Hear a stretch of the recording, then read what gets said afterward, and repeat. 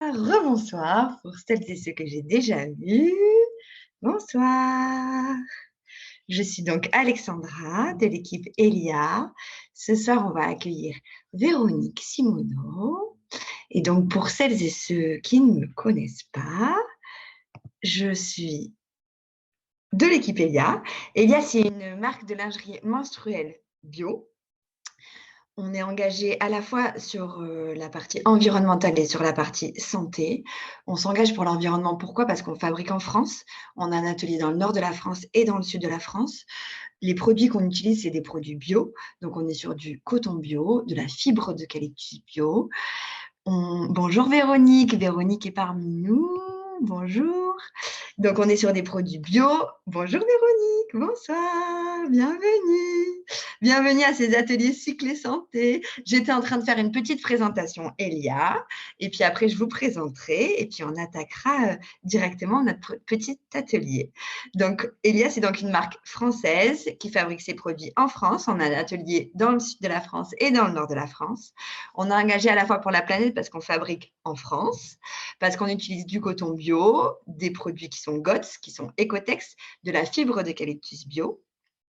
Et on s'engage aussi pour la santé des femmes parce qu'il y a 10% de notre chiffre d'affaires qui est reversé à la première fondation de recherche sur l'endométriose qui a été cofondée par Marion. Et parce qu'on s'engage sur d'autres projets autour de la santé des femmes, dont aussi celui-ci qui est de proposer des ateliers cycle et santé qui sont dédiés aux professionnels de la santé, qui sont gratuits, qu'on propose aussi en replay gratuitement. Si vous avez des questions par rapport à nos produits, par rapport à la marque ou par rapport aux ateliers, n'hésitez pas à m'envoyer vos questions via le groupe Facebook que je vous mettrai dans le petit chat qui est dans le fil de discussion. Donc, pour ce dernier atelier de la journée, on accueille Véronique qui est avec nous. Véronique, votre micro est coupé pour l'instant, mais vous allez nous l'activer. Et donc, Véronique, vous êtes à la fois sage-femme et sexologue. Vous êtes formée aux techniques manuelles pour soulager les douleurs ligamentaires qui sont liées à la grossesse. Mais vous êtes aussi formée à l'EFT, à la rééducation périnéale. Et vous aidez donc des patientes qui sont, vous allez me rajouter si je manque des choses, mais des patientes qui sont victimes de violences. Vous aidez aussi dans des centres d'accueil, des centres d'handicapés, etc. Et votre patientèle est donc à 90% féminine et 60% des consultations sont là pour ces personnes sont là pour des motifs de vaginisme. On va donc parler de vaginisme phobique ou de vaginisme d'angoisse. Quel diagnostic, quelles conséquences? Est-ce que vous concernant, il y a quelque chose à rajouter? Non, c'est bien résumé. Merci. Merci d'être avec nous. J'adore le rouge qui vous entoure aussi. Il Ah y en oui, a aussi un peu partout chez moi, mais je ne l'ai pas montré. je suis restée C'est la sur, couleur je suis restée de sur mon maison. cabinet, donc C'est très effectivement, chouette. c'est rouge. C'est très dynamisant en fin de soirée à 21h. C'est très agréable de voir du rouge. Ça nous redonne du peps en fin de journée. Alors, si vous voulez, on peut partager le document que vous m'avez. Je peux vous donner l'autorisation pour partager. Ouais, Voilà. Si vous le souhaitez, c'est possible. essayer de le mettre en mode avion. Voilà, c'est ça. Alors, qu'est-ce que vous me dites? Partager mon écran. Vous Hop. allez me dire si c'est bon pour vous. Normalement, oui. Parfait. Ouais, c'est bon pour vous. Oui, on voit, c'est parfait. Est-ce que donc, dans un premier temps, vous pouvez nous dire qu'est-ce que c'est que le vaginisme? Alors, le vaginisme, c'est une contraction des muscles du périnée. C'est une contraction involontaire, réflexe, et qui provoque du coup la fermeture du vagin lors d'une tentative de pénétration. Alors, ça peut être une pénétration au moment de la sexualité, et ça peut être toute forme de pénétration, donc les examens Donc, un gynécaux. tampon aussi, par exemple? Pardon? Un tampon aussi? Voilà, un tampon, les examens Une gynécaux, cup? ouais, cup, en fait, ça concerne en fait tout type de pénétration. Donc du coup, initialement, c'est pas quelque chose qui est douloureux, mais les tentatives de répétition de pénétration vont créer la douleur, en fait. Et puis à force, eh bien, on introduit des notions également d'anxiété, de peur, liées à l'idée même d'une pénétration. Donc, quelles vont être les différentes formes cliniques? Alors, en forme clinique, on en a plusieurs. Alors, je ne sais pas si je vais trouver la bonne diapo. Il y a donc les vaginismes primaires. Donc là, ça veut dire ils ont toujours existé, hein. C'est-à-dire que la femme va dire qu'il n'y a jamais eu de pénétration possible au cours de sa vie, aucune forme de pénétration. Il y a les vaginismes secondaires qui, là, en général, surviennent après une période où tout va bien, les pénétrations sont possibles. Et puis, il y a quelque chose qui se passe, il y a des événements qui se passent, en général des événements traumatisants ou des infections à répétition qui ont créé des douleurs qui n'ont cessé d'augmenter, qui ont conduit finalement à une impossibilité de pénétration. Donc ça, c'est le vaginisme secondaire. On a des vaginismes vraiment, donc on dit global, hein, le plus souvent c'est le cas. Et puis il y a quand même des vaginismes situationnels ou partiels. Donc là, du coup, c'est des femmes qui décrivent que, par exemple, la pénétration dans la sexualité n'est pas possible, mais la pénétration d'un examen gynéco, par exemple, ça c'est possible. Ou qui vont dire, avec certains partenaires, la pénétration est possible, avec d'autres partenaires, ce n'est pas possible. Donc ça, c'est quand même un peu plus rare, mais c'est des choses qui existent. Et donc, en fonction des cas, on peut parler de vaginisme qui soit d'origine psychologique? Alors oui, enfin, vraiment, hormis les vaginismes secondaires, qui sont quand même un peu particuliers, puisque là, il y a vraiment une cause physique qui déclenche, les vaginismes primaires sont d'origine psychologique, principalement avec, on retrouve aussi chez toutes ces femmes-là, une insuffisance de connaissances. Donc, elles ne connaissent pas assez leur corps. Elles n'ont pas eu d'informations suffisantes sur la sexualité, par exemple. Donc ça, c'est quelque chose de commun. Et psychologiquement, finalement, elles se sont construites, elles ont grandi sans image corporelle de leur vagin. Elles n'ont pas cette Et notion donc, de... ça veut dire qu'elles ont créé une espèce de peur ou elles n'ont pas forcément peur? Si, elles ont peur. Elles ont toutes peur. Alors, soit sous la forme du coup d'une phobie, donc vraiment d'une peur extrême qui va créer chez elles des situations d'évitement. Elles vont vraiment éviter les rapports. Ou alors une peur plutôt sur le versant de l'anxiété, mais l'anxiété majeure, donc c'est-à-dire l'angoisse. Quelle est vraiment la différence pour vous entre le vaginisme phobique et le vaginisme d'angoisse alors? Alors, le vaginisme phobique, voilà, c'est vraiment la peur extrême. Et du coup, les femmes vont pouvoir décrire précisément leur peur. Elles vont décrire leurs symptômes, ça va être des symptômes vraiment physiques.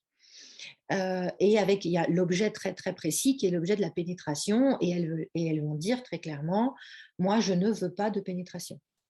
Et elles vont éviter ça. C'est vraiment très, très précis. Alors qu'au niveau du vaginisme d'angoisse, c'est des femmes qui paradoxalement vont pouvoir souhaiter la pénétration et en revanche, elles vont dire c'est pas possible et quand on va leur demander de décrire des signes précis, elles vont être beaucoup plus vagues en fait, hein. C'est le principe de l'angoisse, c'est qu'il y a quelque chose qui fait peur, mais c'est pas très précis, les symptômes sont beaucoup plus flous, même pour elles. Elles savent pas qu'est-ce qui est bloquant, quoi. Oui, parce qu'elles vont dire, mais moi j'aimerais bien avoir la pénétration en fait. Moi je Alors souhaite que avoir quand une on est dans du pénétration. vaginisme phobique, on veut pas. On veut pas. Mais dans le vaginisme phobique, le paradoxe, c'est qu'elles veulent des enfants. Donc elles consultent parce qu'elles veulent des enfants, mais fondamentalement, elles ont la phobie de la pénétration, donc elles ne veulent pas de pénétration. Et elles ont, pour certaines, un désir d'enfant et elles demandent d'ailleurs des aides médicales, hein, de la procréation médicalement assistée par exemple, de manière à pouvoir être enceinte, mais sans avoir une pénétration. Et c'est possible dans ces cas-là? Certains médecins acceptent, ouais. Pas tout le monde. Et est-ce que ça peut toucher toutes les femmes? Et est-ce qu'il y a des âges auxquels ça va arriver plus ou moins? Je sais pas, peut-être qu'un changement de vie fait que ça peut être lié à un vaginisme qui arrive, comme on vous parlait tout à l'heure de vaginisme secondaire? Oui, alors, toutes les femmes, alors si pour le vaginisme secondaire, à la limite, oui, parce que, bah, effectivement, les femmes qui ont subi des violences sexuelles, pour lesquelles elles ont été extrêmement traumatisées, des violences aussi obstétricales, hein, ou gynécologiques, des gestes vraiment très, très durement posés, sans explication, des gestes douloureux, ça peut créer un vaginisme secondaire. Donc effectivement, toutes les femmes peuvent être face à ce genre de traumatisme.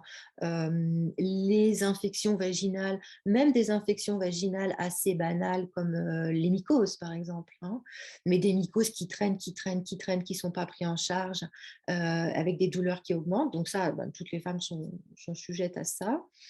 En revanche, sur le vaginisme primaire, c'est quand même pas toutes les femmes, hein. Et le vaginisme primaire, du coup, bah, c'est d'emblée, hein, donc c'est des femmes jeunes. Et là, il y a vraiment, vraiment un noyau au niveau de l'éducation. Donc là, c'est quand même pas tout le monde. Est-ce que c'est souvent des femmes qui ont subi des violences ou pas forcément? Non, non, non, pas forcément, et plutôt rarement, hein. Dans les enquêtes, on trouve 10% à peu près de femmes qui ont subi des violences. Donc 90% des femmes vaginiques n'ont absolument eu aucune violence. Et ne savent pas d'où ça peut provenir alors? Spontanément, elles ne savent pas d'où ça peut venir. Beaucoup, beaucoup de femmes mettent beaucoup de temps à te consulter parce qu'elles se sentent anormales, mais sans trop savoir d'où ça vient. Et elles pensent qu'elles sont seules, hein, à avoir ce problème-là, alors que finalement, c'est très répandu. Et du coup, initialement, elles ne savent pas d'où ça vient. Après, quand elles consultent et qu'on commence à leur poser des questions, eh bien là, oui, on retrouve quand même une base commune, hein, à toutes ces femmes vaginiques Ju- primaires. jus- Justement, dans la constellation que vous faites, quel type de questions vous leur posez pour définir quel vaginisme ça va être et si elles souffrent de vaginisme ou pas?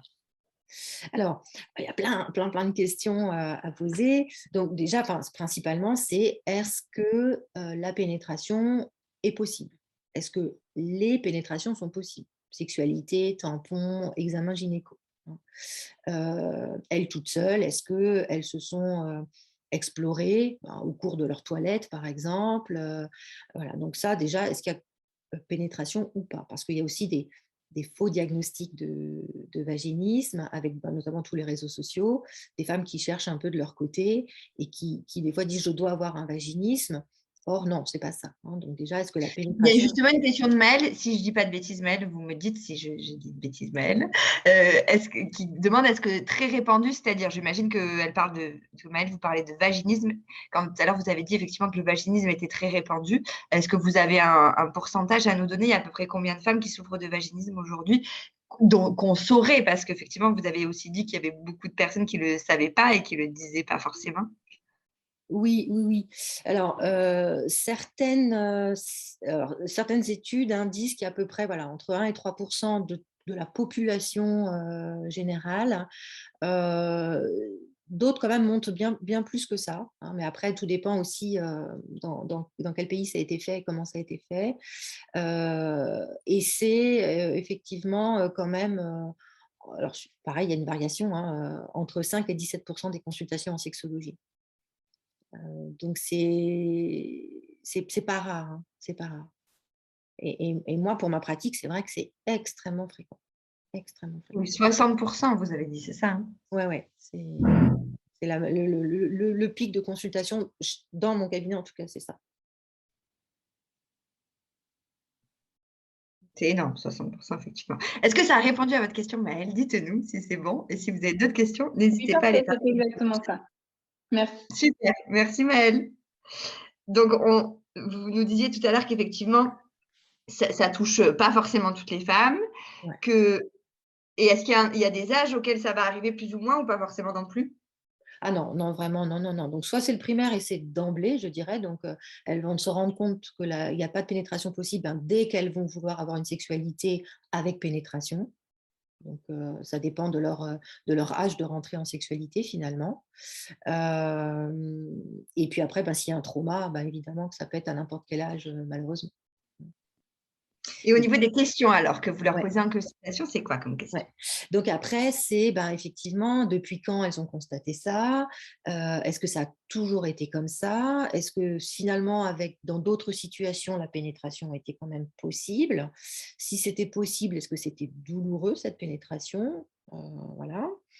On leur demande évidemment s'il n'y a pas eu un problème gynécologique, une pathologie organique, hein. C'est quand même, faut y penser tout de suite parce que voilà, hein, les mycoses qui traînent, les infections vaginales qui traînent, il faut éliminer ça tout de suite, hein, parce que c'est pas la peine de rentrer dans une thérapie compliquée si c'est juste à traiter une infection, hein. Donc ça, on leur pose, il faut vraiment éliminer tout de suite les problèmes organiques. Leur demander si elles ont eu un examen gynécologique, alors par un gynéco ou une sage-femme, parce que rarement, mais quand même ça arrive, il y a des femmes qui sont étiquetées vaginiques, alors qu'il y a quand même un problème anatomique, hein. Donc il y a des brides qui peuvent exister au niveau vaginal, et qui font que mécaniquement parlant, la pénétration n'est pas possible, d'accord? Et douloureuse. Donc là, il faut quand même leur demander si elles ont un examen gynécologique. Leur demander s'il y a eu des violences, parce que c'est rare, mais ce serait quand même dommage de passer à côté. Enfin, de toute manière, je pense que la question des violences, c'est à poser un peu en systématique lors des consultations. Et puis après, on leur demande un peu dans leur enfance comment ça s'est passé, c'est-à-dire le couple parental, comment c'était, et puis quelles informations elles ont eues par rapport à la puberté, à l'évolution du corps, à la sexualité, aux relations en général amoureuses. Donc, quel type d'informations elles ont eues. Parce que là, à tous les coups, au niveau de l'éducation à la sexualité, on n'en a pas. L'information à la sexualité, on n'en a pas, ou on en a, mais très, très négative finalement, hein. Les garçons, c'est méchant, les garçons, ça fait mal, il ne faut pas s'approcher. Il y a des éducations extrêmement strictes sur le corps. Faut pas leur faire confiance. Faut surtout pas leur faire confiance. Ils veulent tous un truc et faut vraiment, vraiment, vraiment, c'est des méchants. Il y a une notion du corps qui est, faut pas y toucher. Donc il y a le côté corps à préserver. Donc un peu ce côté fragile, voilà. Il peut y avoir une éducation très hygiéniste. Donc il y a quand même pas mal de filles, de personnel de santé qui sont vaginiques, parce que si elles ont eu une information vraiment, attention aux microbes, attention aux grossesses. Donc c'est pas forcément que le côté religion ou culturel, mais il y a aussi le côté très hygiéniste qui peut faire des dégâts. Et puis, bon, on retrouve toujours une éducation très, très stricte, hein. Pas le droit de se regarder, pas le droit de se toucher. Heu, Vraiment, le corps, il faut pas s'approcher, quoi.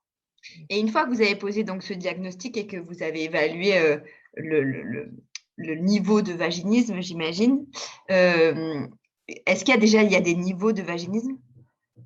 Oui, alors il y a différents grades effectivement de vaginisme. Donc ça, on va s'en rendre compte plutôt quand on veut faire un examen, hein. C'est-à-dire que si on est en consultation de thérapie, entre guillemets, donc parce qu'on est sexologue, parce qu'on est hypnothérapeute, parce qu'on est psychologue, on ne va pas s'en rendre compte particulièrement.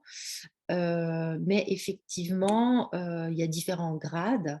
Avec le premier grade, en fait, c'est ce qu'on appelle un spasme des releveurs. Donc, en fait, c'est le périnée, hein. Ça veut dire ça, c'est le périnée qui se contracte.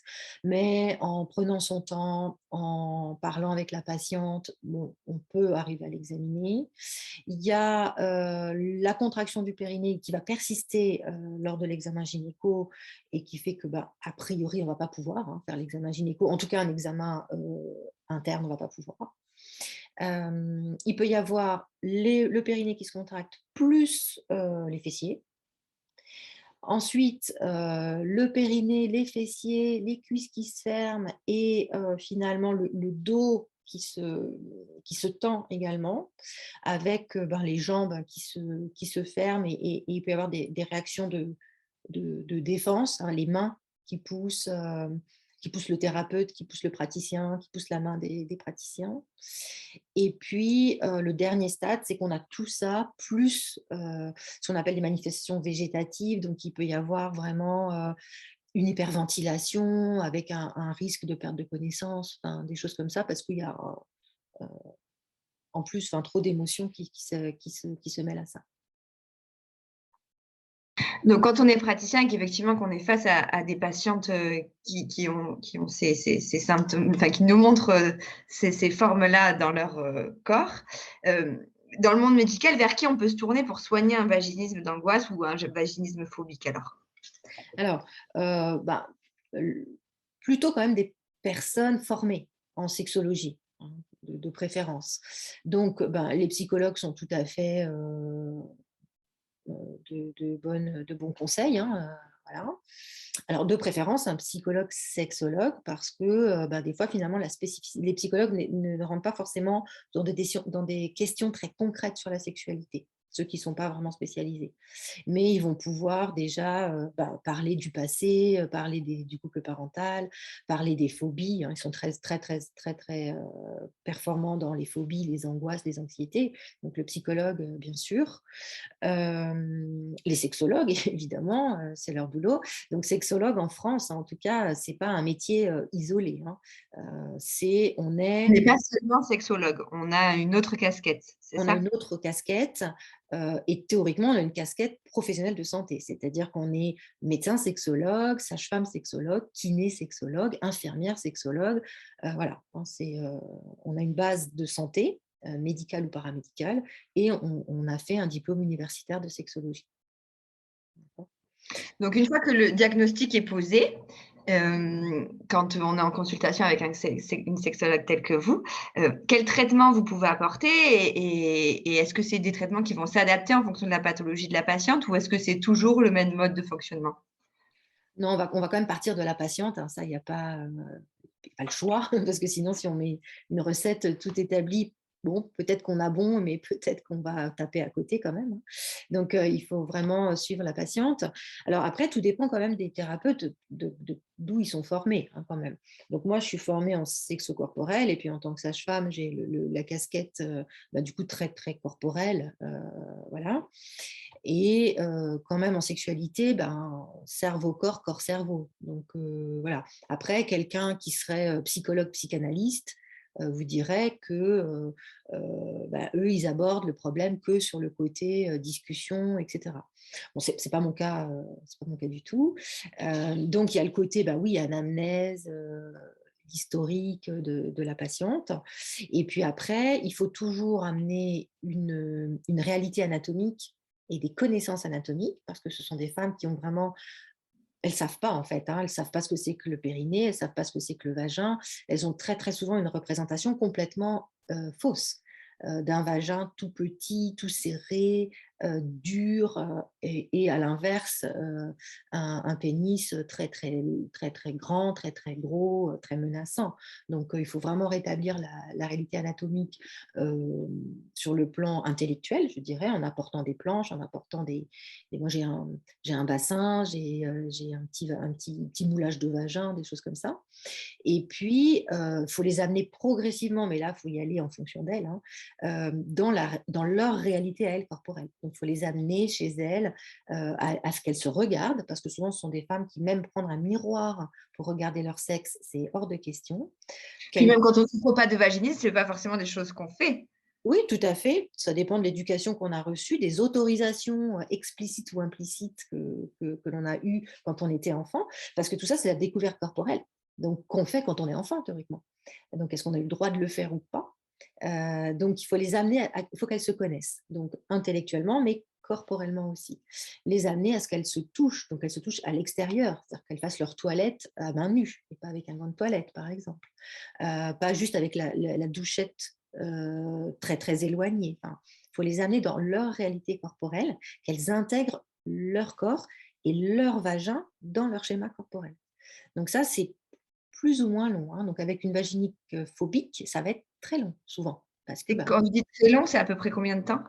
ah bah ça c'est variable. Ça dépend de leur motivation et de la fréquence dont elles font les exercices. Si elles arrivent à faire les exercices tous les jours ou tous les 2 jours, ça peut, être assez rapide. Mais j'ai du mal à vous donner un timing, hein, quand Oui, même, hein. oui, ça dépend de la personne évidemment. Ça dépend de la personne, c'est quand même plusieurs mois.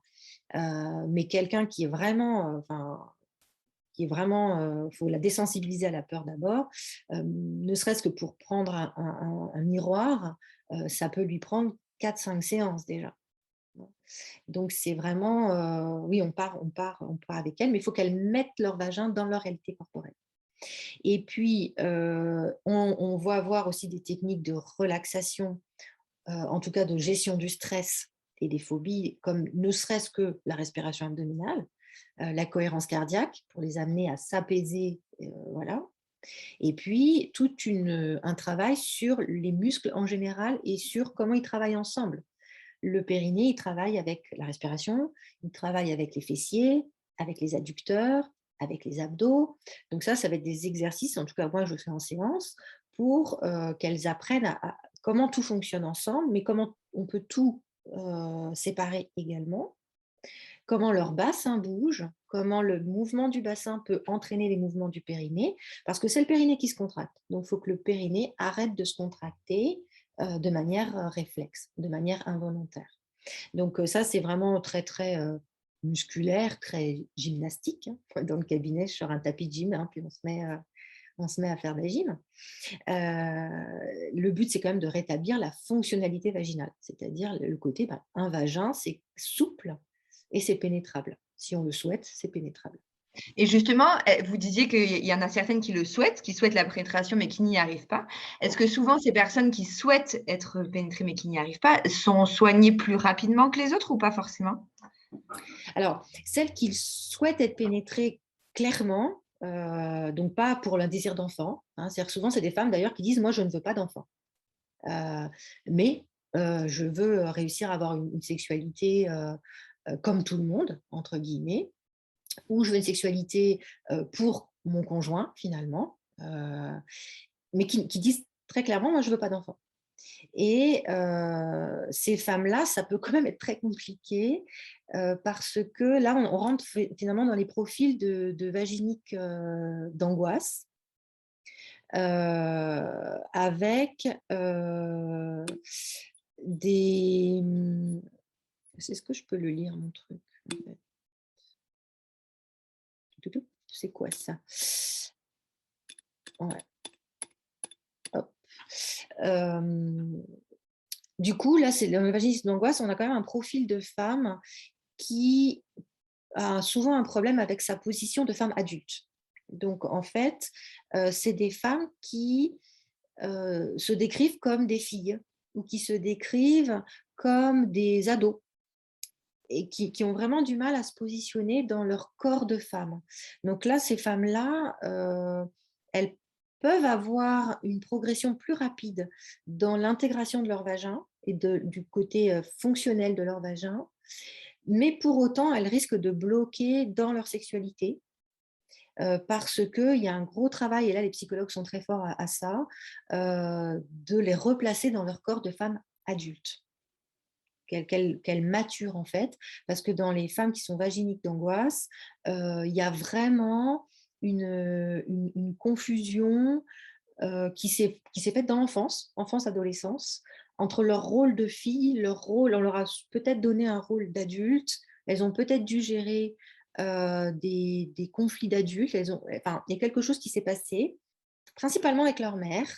Bon, les femmes, c'est toujours notre faute, hein, mais quand même, principalement avec leur mère. Et donc, du coup, C'est toujours un peu de la guerre. ouais, ça c'est mort, ça c'est mort, ça c'est mort. Et quand on a des enfants, il faut le savoir, c'est de notre faute. S'ils ne réussissent pas, c'est de notre faute. Mais Mais oui, effectivement, c'est écrit la relation fusionnelle à la mère. ah mais oui, mais là, clairement, pour les vaginiques d'angoisse, il y a ça. Moi, j'avais ma directeur d'enseignement, ma directrice d'enseignement au diplôme universitaire de sexologie à Paris 13 qui disait, c'est Joëlle Mignot qui est psychologue, sexologue, et qui disait: «Elles portent leur mère dans leur vagin». Et effectivement, Ça si veut j'ai ma dire mère, quoi exactement? Pardon? Ça veut dire quoi exactement? En fait, ça veut dire qu'elles sont vraiment fusionnelles à leur mère. Elles ont une espèce de position de fille permanente à leur mère. Et ça peut faire, si je deviens adulte, je perds l'amour de ma mère. Elles sont pas, elles ont du mal à être un individu à part entière. Ça peut être des femmes qui appellent tous les jours leur mère.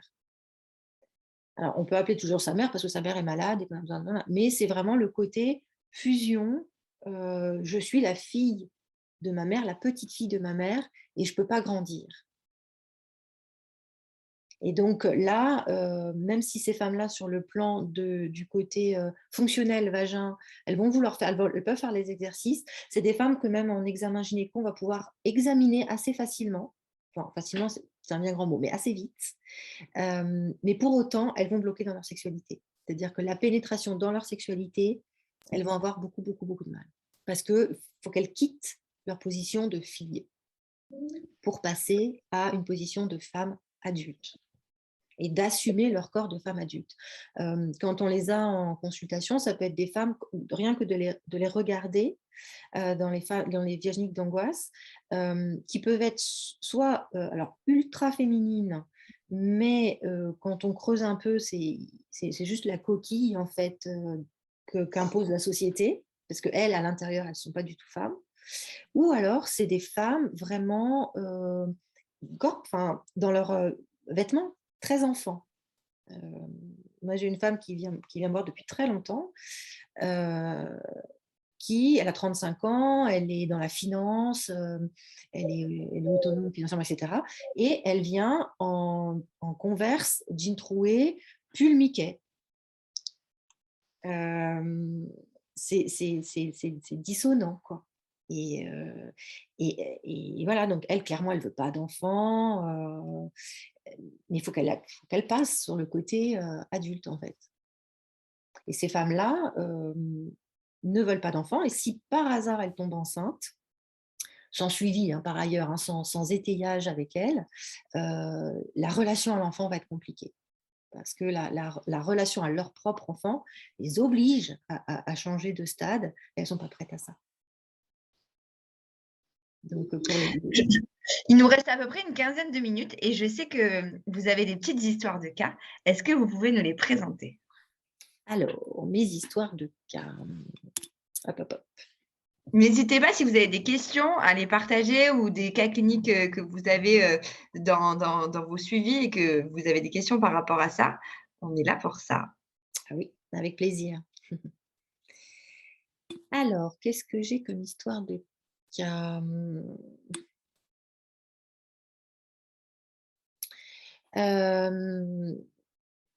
Donc là, c'est une jeune femme qui vient me voir, qui a 28 ans, qui est mariée depuis pas très très longtemps, qui est en couple en revanche depuis 12 ans. Donc elle a mis du temps à se marier. Elle mettait un point d'honneur à être vierge au mariage, et ça c'est parce qu'elle a eu une éducation extrêmement religieuse, stricte. Puis elle était en couple depuis, quand elle a eu 16 ans aussi, donc elle s'est construite avec son mari aussi, non? Oui. Souvent, c'est le cas. Souvent, c'est des femmes qui ont très, très peu de partenaires, et souvent, c'est leur premier partenaire de toute manière. Ouais. Et donc, tentative d'avoir un premier rapport sexuel au mariage, avec tentative de pénétration et panique totale, avec refus finalement ensuite d'essayer de lubrifiants, de choses qui pourraient aider. Ça faisait 12 ans qu'ils n'avaient pas fait quelque chose aussi. Donc j'imagine que c'était un peu sacralisé, quoi, ce moment-là. Complètement. Et c'est très fréquent. Et de toute manière, ce sont des femmes qui sont en couple avec des hommes qui ont un profil quand même un peu particulier, parce que ce sont des hommes extrêmement patients, extrêmement gentils, qu'elles décrivent comme patients, gentils, soutenants, et qui eux-mêmes, de toute manière, sont peu Expérimenté. peu expérimentés, prennent peu d'initiatives. qui eux aussi, finalement, des fois après, quand pour la femme, ça va mieux, des fois, c'est eux qui développent finalement un trouble au Ah, niveau de leur sexualité, parce que finalement, c'est des hommes qui, à la base, ne recherchent pas la pénétration particulièrement. Soit parce qu'ils ont un problème d'érection, soit parce que ce sont des éjaculateurs précoces fréquemment, en fait. Et donc, le fait aussi que la femme se prenne en charge et puisse avoir une sexualité pénétrante, des fois déstabilise beaucoup le mari, qui lui peut pas assurer en fait finalement la pénétration. Donc c'est une femme qui n'avait aucun suivi gynécologique, qui n'utilisait jamais de tampon, et les rapports sexuels, c'était vraiment les câlins, les bisous, des caresses au niveau beaucoup du haut du corps finalement. Et elle avait trop peur finalement que les caresses descendent même au niveau du sexe. Parce que, voilà, la phobie de la pénétration, toute pénétration. Et elle avait une vision de son corps vraiment très, très mauvaise, très délabrée. La vulve, c'est juste un bout de viande, elle était écœurée. Le vagin, forcément, c'était rikiki tout petit. Et en revanche, évidemment, un sexe d'homme, c'est quelque chose d'énorme qui jamais, jamais, au grand jamais, ne pourrait passer. Donc, elles ont vraiment, les phaginiques phobiques ont vraiment une distorsion comme ça, des organes génitaux hommes-femmes.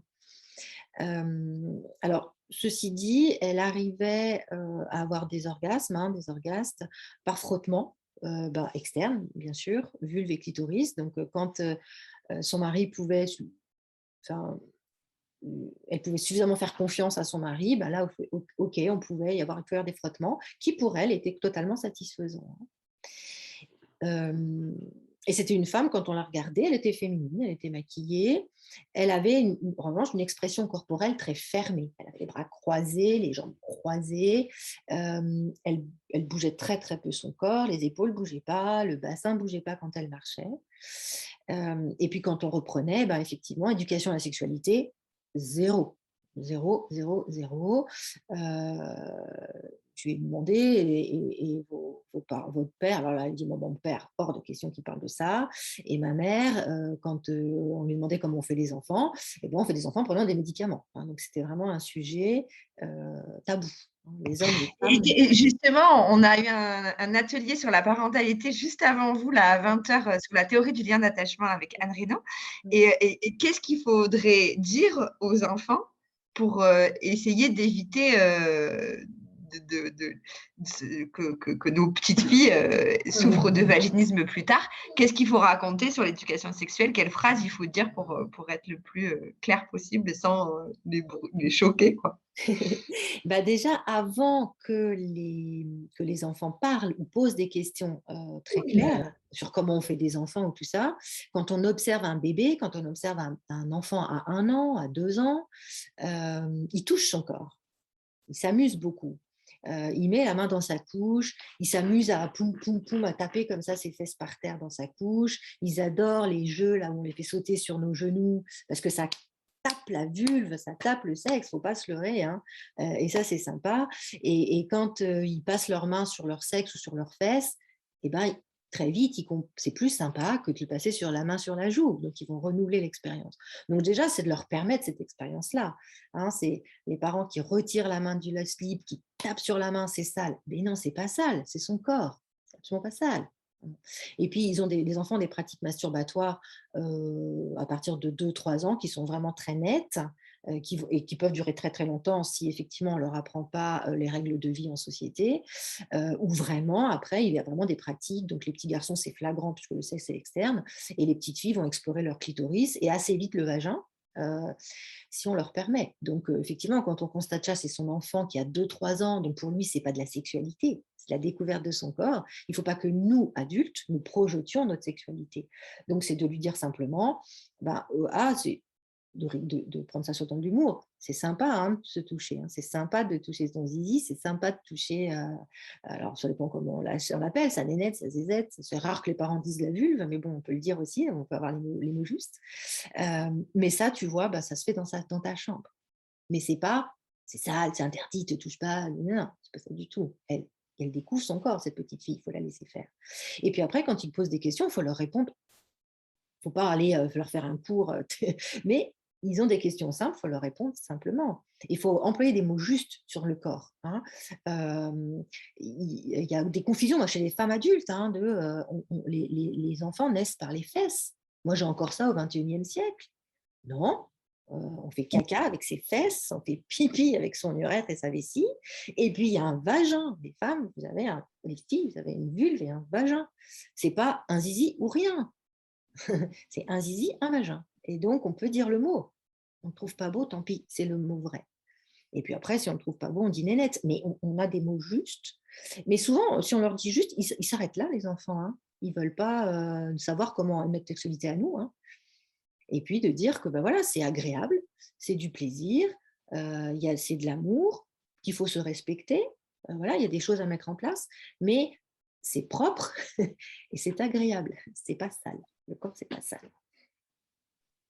C'est un bon discours à aborder avec les enfants. On a une question de Céline qui nous dit sur le déroulement de l'accouchement et les suites pour les femmes souffrant de vaginisme, comment on peut les accompagner?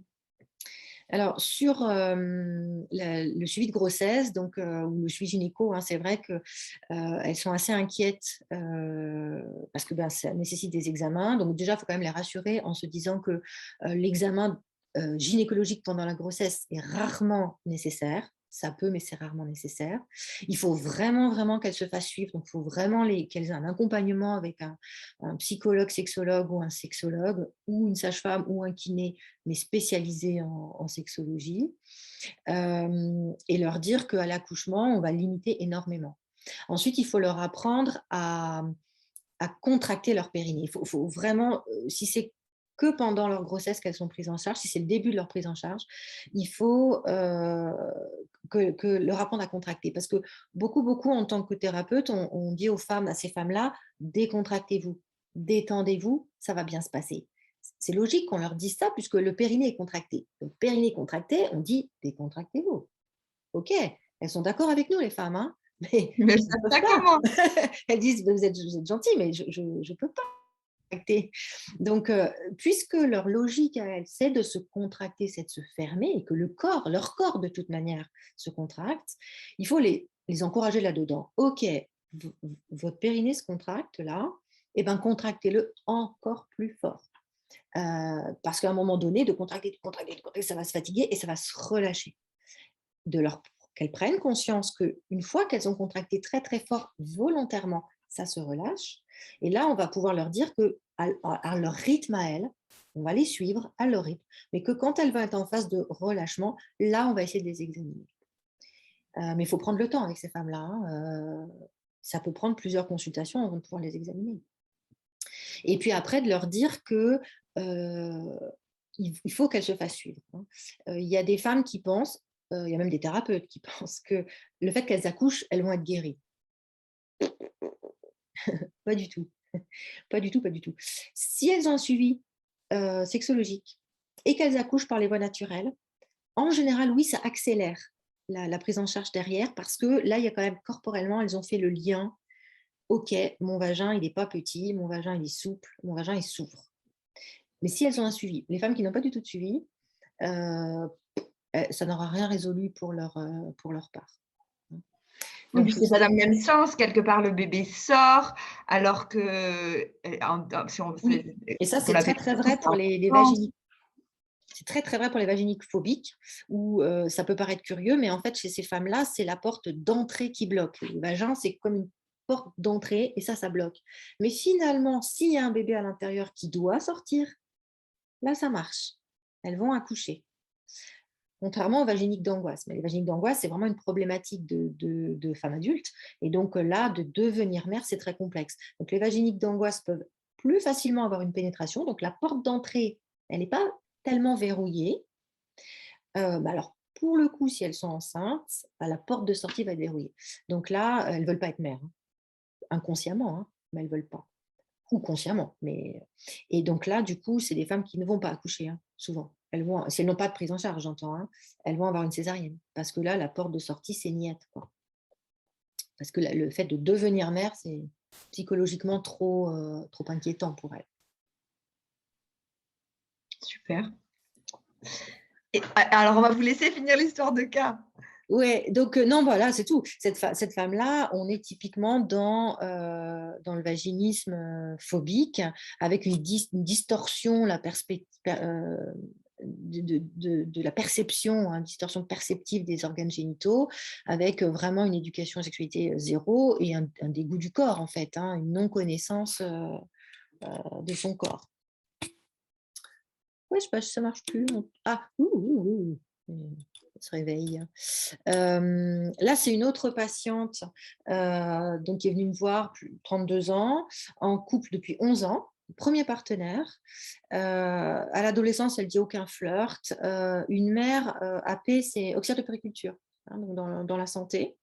Éducation absolument pas religieuse, mais éducation très, très stricte. C'est la patiente dont je vous ai parlé tout à l'heure. Très grande, absolument pas maquillée, jogging, pull Mickey ou jean troué, basket, alors que par ailleurs, un métier de femme adulte, voilà, mais du coup, sur la présentation, c'était un peu discordant. Un dégoût du sexe, globalement, mais elle peut le faire. Au niveau corporel, une femme qui n'est pas du tout fermée, bloquée, non. Elle est capable de bouger. Quand les exercices de bouger son bassin, ça marche. De travailler son périnée, ça marche. Des orgasmes possibles, elle par pression, pas par frottement, mais par pression sur son sexe. Elle préfère à travers de ses vêtements, carrément. Bon, déjà, il y a la couture du pantalon qui l'aide au plaisir sexuel, mais il y a aussi le côté, au moins, j'ai pas de pénétration. Et clairement, elle dit, mais moi, je suis une femme enfant. Elle est très, très liée à sa mère. Et quand je lui ai demandé, mais c'est quoi une femme, comment vous pourriez devenir femme? Elle dit, une femme, c'est une mère. Mais moi, je ne veux pas être mère. Donc, je ne suis pas une femme. Donc, elle, ça fait longtemps que je l'ai parce qu'il faut qu'elle évolue sur sa place. Et elle ne veut pas d'enfant. Elle ne veut pas d'enfant du tout, du tout.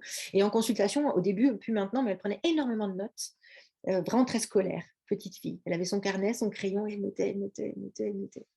Donc là, on est dans une femme qui est dans l'angoisse. C'est une vaginique, mais d'angoisse. Et puis, j'ai eu des femmes aussi qui m'ont été adressées. Alors là, j'ai une dame, 25 ans, pas d'enfant, en couple depuis 10 ans, depuis 4 ans, des rapports sexuels. C'est son premier partenaire également, donc on peut retrouver quand même le profil un peu qu'on voit souvent chez les femmes vaginiques, premier partenaire en couple depuis longtemps. Elle, quand je lui pose des questions sur ses connaissances anatomiques, c'est OK. Elle a des bonnes connaissances. Elle n'a pas le côté mon vagin est tout petit, l'organe du monsieur est très gros. Non, pas du tout. Elle non plus, elle n'aime pas le sexe oral. Mais bon, il n'y a pas que elle. Et elle dit la pénétration, vraiment, ce n'est pas possible. Donc, les rapports sexuels, on se touche. Voilà. Je peux mettre des tampons. Mais j'arrête d'en mettre, j'en mets plus parce que quand je sors le tampon, c'est horrible. Donc, je n'ai plus du tout envie d'en mettre parce que j'ai peur d'en mettre maintenant.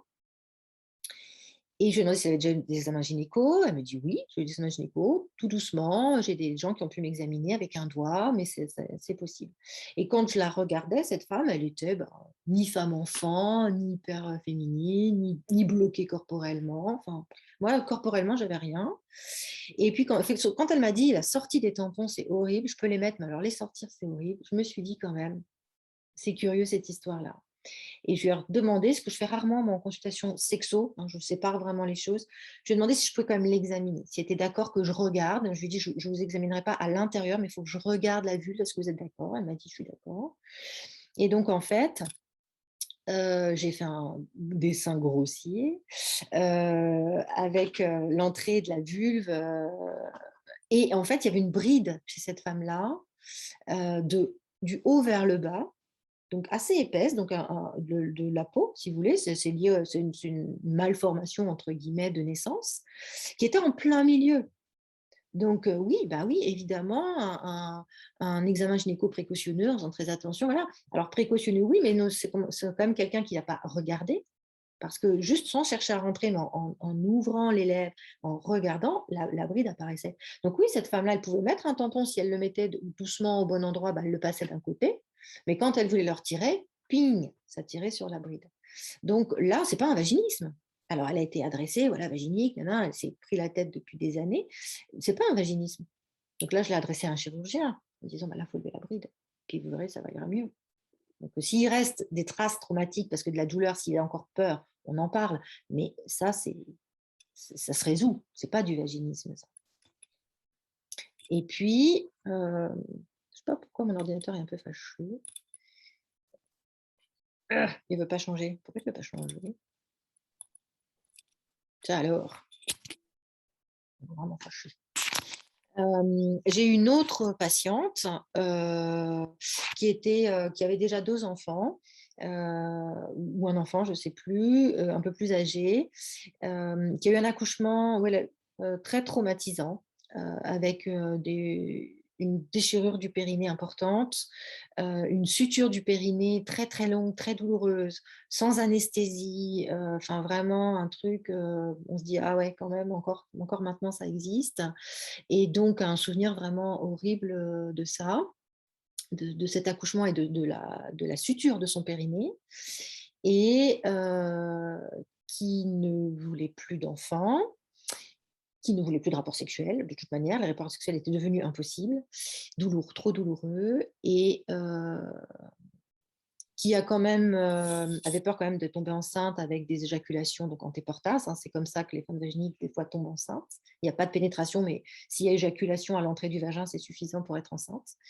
Et finalement, adressée donc, par la personne qui la suivait, par une sage-femme qui la suivait en disant voilà, enfin, il y a un vaginisme maintenant, il faut résoudre le problème. Et en fait, cette femme avait une bride également. Alors, dans l'autre sens, horizontal. Je suis désolée, mon ordinateur ne veut plus faire quoi que ce soit. Et du coup, la bride était dans l'autre sens. Donc là aussi, ça provoquait une douleur. Et ça, c'est une bride liée à la suture, en fait, hein, la suture qui avait été Oui, mal qui faite. était venue après qui avait été faite par la suture suite à l'accouchement. C'est ça. Elle ne l'avait pas avant. C'est Pas ça, elle ne l'avait possible. pas avant, parce qu'avant, les rapports se passaient très, très bien. Elle avait accouché une fois, enfin voilà. Et là, c'était la suture qui était complètement horizontale. Ben oui, forcément, la pénétration, bling, ça tapait dans la bride et c'était extrêmement douloureux. Donc là aussi, il y a eu un diagnostic de vaginisme posé, secondaire, à tort, hein. Mais les vaginismes secondaires, il faut vraiment garder ça en tête. Il y a un truc. Il y a un truc. Ou organique, physique, ou une violence, mais c'est pas, enfin, il y a quelque chose qui a déclenché ça, quoi. Ça ne peut pas venir d'un coup, quoi. Soit on l'a eu depuis toujours, soit si ça vient d'un coup, c'est qu'il y a une raison organique ou qu'il s'est passé Oui, quelque chose. oui, là, on n'est pas dans le psychique, dans le truc. Voilà, il y a un événement qui s'est produit, il faut trouver quel événement, quoi. Et travailler dessus. Et travailler dessus. Ouais. Vous êtes aussi formé EFT. Est-ce que Ouais. vous accompagnez aussi certaines de vos patientes de cette façon-là? Oui, oui, oui, celles qui sont d'accord, effectivement. Donc, le FT, c'est Emotion Freedom Technique. Excusez mon accent. Et, et donc là, ça permet effectivement aux femmes qui ont su, qui est vraiment pour, ça peut servir pour plein de choses, mais pour les traumatismes, c'est très, très efficace, parce qu'on les fait reverbaliser. Donc, il faut qu'elles soient OK, hein, pour reparler de ça. On les fait reverbaliser toujours en associant leurs émotions. Quelle émotion leur vient quand elles parlent de cet événement? Quelles sensations corporelles elles éprouvent? Et quelles pensées, quelles cognitions leur viennent? Et ensuite, on reprend leurs mots clés.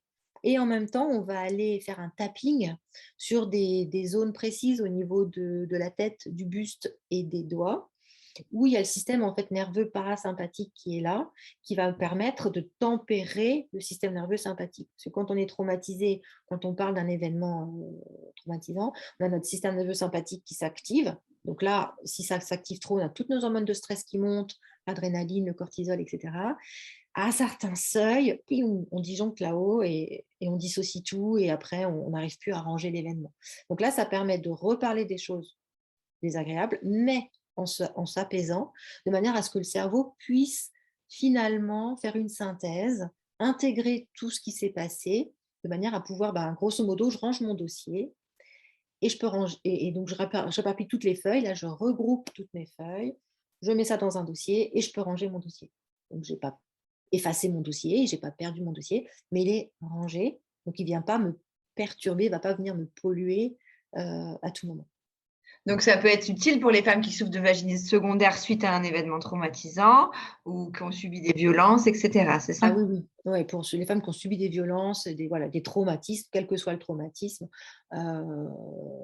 voulu ou pas voulu, enfin, volontaire ou involontaire de la part de la personne qui a fait le trauma, ça marche très, très bien. Eh bien, merci beaucoup. C'était super intéressant, super enrichissant. Merci beaucoup, Véronique, pour ce moment. Merci à toutes d'y avoir participé. Merci à toutes celles et ceux qui nous regarderont en replay. On sait que vous êtes très nombreux, alors merci de nous suivre. Et on vous fait de gros bisous parce qu'on peut, il est 22h, on a le droit. Et on vous souhaite une belle soirée. Merci pour tout ça. Il y a Nathalie qui nous dit un grand merci pour ce live, très enrichissant. Merci à vous toutes pour votre participation. Effectivement, c'était très enrichissant. J'ai appris plein de choses. Merci beaucoup, Véronique. Merci à vous. Merci de votre invitation. Merci.